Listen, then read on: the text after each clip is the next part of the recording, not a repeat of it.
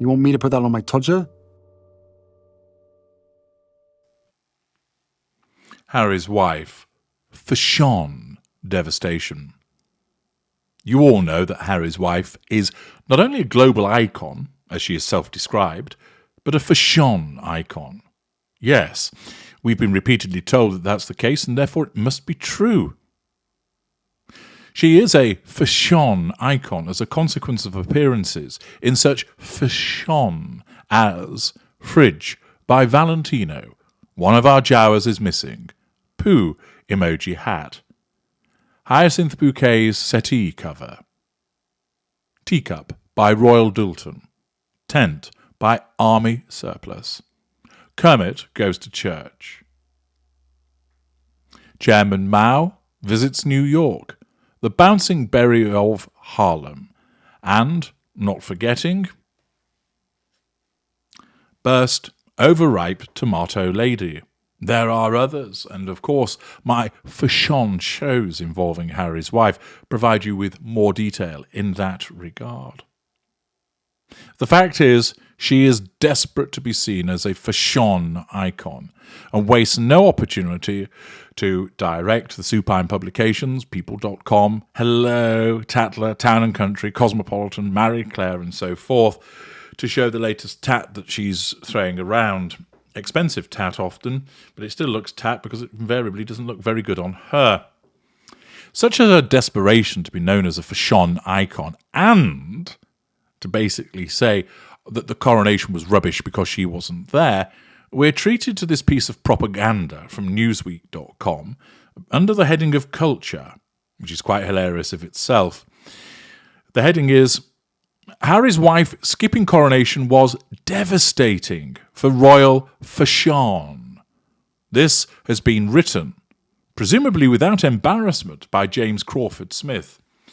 To suggest that an individual who regularly looks like a bag lady, as evidence of what she did when she went hiking, that she somehow, not attending the coronation, caused devastation for royal Fash-Onn, is quite frankly another level of delusion.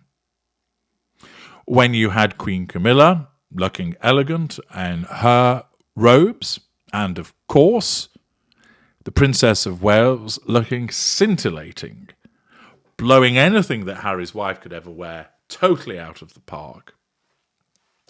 The men all looked smart and resplendent in their various uniforms, to suggest that somehow, because Harry's wife wasn't there, it was devastating for royal Fash-Onn. Utter nonsense. But why don't we have a listen as I read to you the shite that this article comes out with. In skipping the coronation of her father-in-law, King Charles III, this month, assertion of control by staying in a position of withdrawal, Harry's wife has deprived fans of an iconic royal Fash-Onn moment. I think she's got muddled up. It was already provided by the Princess of Wales. But this apparently has come from a leading celebrity stylist who's told this to Newsweek's The Royal Report podcast. There were months of speculation over whether the Duchess and her husband Prince Harry would make the journey, of course, all generated by Harry's wife. Family tensions were laid bare and exasperated by, or I think you mean exacerbated, by the couple's recent media releases. However, Buckingham Palace finally announced in April that Harry would attend without his wife. Bringing up the past, we already know all of this. While the royal princesses in attendance put on a glittering fashion spectacle for the event, highlighted by Queen Camilla in a custom Bruce Oldfield coronation gown, fans will be left wondering about the Harry's wife Fash-Onn moment that might have been. Well, yes, they may well have been wondering about it and would probably have been entertained by how crap she'll have looked in something that was ill-fitting and unsuitable. Celebrity stylist Miranda Holder was asked by Chief Royal Correspondent Jack Royston, Lieutenant of the Sussexes, on Newsweek's The Royal Report, her thoughts on the missed Fash-Onn opportunity. She said Harry's wife would have brought her own special X factor. I'm not sure that's right. She'd have certainly brought some ridicule. From a purely Fash-Onn perspective, first and foremost, which is how I always approach things, well, that's pretty handy, really, if you're a celebrity stylist, I guess, that you are going to look at it from a Fash-Onn perspective. I wouldn't expect you to give it a political treatment, or that you would break it down in terms of economics. Holder explained of Harry's wife's absence, it was devastating. I think that is words being placed by the Sussex PR machine to say, don't forget about the Fash-Onn icon. Don't forget about the Fash-Onn icon. Don't forget about the Fash-Onn icon. She's very important. It was crap without her. The article goes on to state, Kate and Sophie and Princess Anne, they all made up for it and looked phenomenal. Oh dear, looks like this celebrity stylist isn't sticking to the script. Camilla, of course, with her beautiful Bruce Oldfield gown, that was just absolutely exquisite, I thought. But it would have been just so fun to see what Harry's wife would have worn. Well, fun and hugely entertaining, as she would have just brought a little bit of extra X factor to the whole occasion. No, she wouldn't. She'd have just brought something which everybody would have thought, oh dear, another ill-fitting outfit. The Duchess's style choices have been widely reported on, indeed they have, since she became engaged to Prince Harry in 2017. Her walking wardrobe includes a spectrum of high-end occasion wear with chic and trendy jeans and t-shirt looks. Harry's wife's most important Fash-Onn moment to date was for her wedding day on May 19, 2018. Just don't ask Katy Perry what she thought. The couple will celebrate their 5th anniversary this month, triangulation. For her wedding look, Harry's wife enlisted Claire Waite-Keller, the British-born creative director of the Fash-Onn house Givenchy, to design a simplistic gown with impressive train and modern boat neckline, which wouldn't fit properly. Bringing up the past once again, bringing up the wedding from 5 years ago.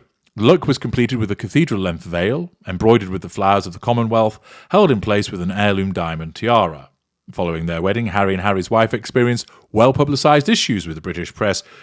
Yes, you've told us all that before, so I'm going to skip that. And then more about their interviews, boring, and talking about what went on in the past, and then talking about how the last time there was a full attendance was the Queen's funeral. So there we have it. No speculation about what she'd actually wear, but simply, if she'd have been there, she'd have brought the extra X factor. 1, she didn't attend. 2, if she had, her Fash-Onn would have looked crap. 3, nobody is interested, other than a group of shuggers and me, for the purposes of simply pointing out how this is just another transparent attempt of Harry's wife to say to everybody, don't forget about me.